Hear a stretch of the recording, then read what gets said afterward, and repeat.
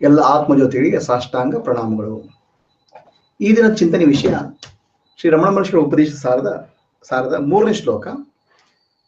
ಈಶ್ವರಾರ್ಪಿತಂ ನಿಶ್ಚಯಾಕೃತಂ ಚಿತ್ತಶೋಧಕಂ ಮುಕ್ತಿ ಸಾಧಕಂ. All actions done of, ಎಲ್ಲ ಕರ್ಮಗಳು ನಾವು ಭಗವಂತನಿಗೆ ಅರ್ಪಣಾ ಭಾವದಿಂದ ಮಾಡಿದಾಗ ಆ ಕರ್ಮಗಳು ಮುಕ್ತಿಗೆ ಕಾರಣ ಆಗ್ತವೆ.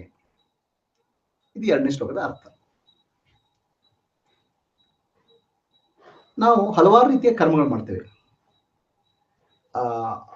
ಆಫೀಸಿನ ಕೆಲಸ, ಮನೆ ಕೆಲಸ, ಕಡೆಗೆ ಪೂಜೆ, ಯಜ್ಞ, ಹವನ.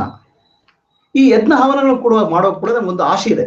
ಇದರಿಂದ ನಂಗೆ ಒಳ್ಳೇದಾಗ್ಲಿ, ನನಗೆ ಒಳ್ಳೇದಾಗ್ಲಿ, ಇಲ್ಲ ನನ್ನ ಹೆಂಡತಿ ಮಕ್ಳಿಗೆ ಒಳ್ಳೇದಾಗ್ಲಿ, ಅಥವಾ ಮೊಮ್ಮಕ್ಳಿಗೆ ಒಳ್ಳೇದಾಗ್ಲಿ, ಅಥವಾ ಮರಿ ಮಕ್ಳಿಗೆ ಒಳ್ಳೇದಾಗ್ಲಿ, ಏನೋ ಒಂದು ಒಳ್ಳೇದಾಗ್ಬೇಕು ಯಾರಿಗಾದ್ರು. ಒಂದು ಆಶೆ ಅನ್ನೋದು ಬಿಟ್ಟಿಲ್ಲ ಮನುಷ್ಯನಿಗೆ, ಆಯ್ತಾ? ಈ ಆಶೆಯಿಂದ ಪೂರ್ವ ಮಾಡೋ ಕೆಲಸಗಳಿಗೆ ಕಾಮ್ಯ ಕರ್ಮ ಅಂತ ಹೇಳುದು. ಎಲ್ಲ ಕಾಮ್ಯ ಕರ್ಮಗಳು ಮನುಷ್ಯನ ಬಂಧನಕ್ಕೆ ಕಾರಣ ಆಗ್ತವೆ, ಸಿಕ್ಕಾಕೊಂಡ್ಬಿಡ್ತೇವೆ. ಕರ್ಮಬಂಧದಲ್ಲಿ ಸಿಕ್ಕಾಕೊಡ್ತೇವೆ, ಅದನ್ನು ಹೊರಬರಕ್ಕೆ ಆಗುದಿಲ್ಲ ಎಲ್ಲ ಆಶೆಗಳಿಂದ. ಇದು ಅತ್ಯಂತ ದೊಡ್ಡ ಕರ್ಮಚಕ್ರದಲ್ಲಿ ಸಿಕ್ಕಾಕೊಳ್ಳೋ ರೀತಿ. ಅದೇ ಕರ್ಮವನ್ನ ನೀವು ನಿಷ್ಕಾಮ ಭಾವನೆಯಿಂದ, ಭಗವದರ್ಪಣಾ ಭಾವನೆಯಿಂದ ಮಾಡಿದರೆ ಮುಕ್ತಿಗೆ ಕಾರಣ ಆಗ್ತದೆ. ಭಗವಂತ ನೀವು ಪೂಜೆ ಮಾಡುವಾಗ, ಭಗವಂತ ಈ ಪೂಜೆಯ ಮೂಲಕ, ಈ ಪೂಜೆ ನಿನಗೆ ಅರ್ಪಿತವಾಗಲಿ, ಈ ಪೂಜೆಯನ್ನು ಮಾಡೋದ್ರ ಮೂಲಕ ನನ್ನ ಮನಸ್ಸು ಪರಿಶುದ್ಧವಾಗಲಿ ಅನ್ನೋ ಭಾವನೆಯಿಂದ ಮಾಡಿದಾಗ ಮನಸ್ಸು ಪರಿಶುದ್ಧವಾಗ್ತದೆ. ಮನಸ್ಸು ಪರಿಶುದ್ಧವಾಗ್ತಾ ಇದ್ದಾಗೆ ಆ ಪರಿಶುದ್ಧವಾದ ಮನಸ್ಸಲ್ಲಿ ಆತ್ಮಜ್ಞಾನ ಮೂಡಿಬರಲಿಕ್ಕೆ ಕಾರಣ ಆಗ್ತದೆ.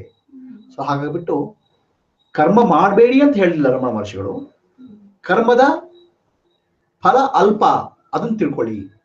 ಕಾಮ್ಯ ಕರ್ಮದ ಮೂಲಕ ಬಂಧನಕ್ಕೆ ಕಾರಣ, ಅದನ್ನು ತಿಳ್ಕೊಳ್ಳಿ. ನಿಷ್ಕಾಮ ಕರ್ಮ ಅಥವಾ ಭಗವದರ್ಪಣ ಭಾವನೆಯಿಂದ ಕರ್ಮ ಮಾಡಿದಾಗ ಅದು ಮುಕ್ತಿಗೆ ಕಾರಣ ಆಗ್ತದೆ, ಮನಸ್ಸು ಶುದ್ಧಿಗೆ ಕಾರಣ ಆಗ್ತದೆ. ಅದನ್ನು ಮುಕ್ತಿಯನ್ನು ಪಡಿತೀರಾ. ಇದನ್ನ ತಿಳ್ಕೊಂಡು ಕರ್ಮವನ್ನು ಮಾಡಿ. ಎಲ್ಲ ಕರ್ಮಗಳು ಭಗವಂತನಿಗೆ ಅರ್ಪಣೆ ಆಗಲಿ, ಈ ಭಾವನೆಯಿಂದ ಮಾಡಿ ಅನ್ನೋದನ್ನ 3ನೇ ಶ್ಲೋಕದಲ್ಲಿ ಹೇಳಿದ್ದಾರೆ. ನಾವೆಲ್ಲ ನಮ್ಮ ಕರ್ಮಗಳನ್ನ ಭಗವದರ್ಪಣಾ ಭಾವನೆಯಿಂದ ಮಾಡಿ, ನಮ್ಮ ಮನಸ್ಸನ್ನು ಪರಿಶುದ್ಧಿ ಹೊಂದಿ ಮುಕ್ತಿಗೆ ಯೋಗ್ಯರಾಗೋಣ.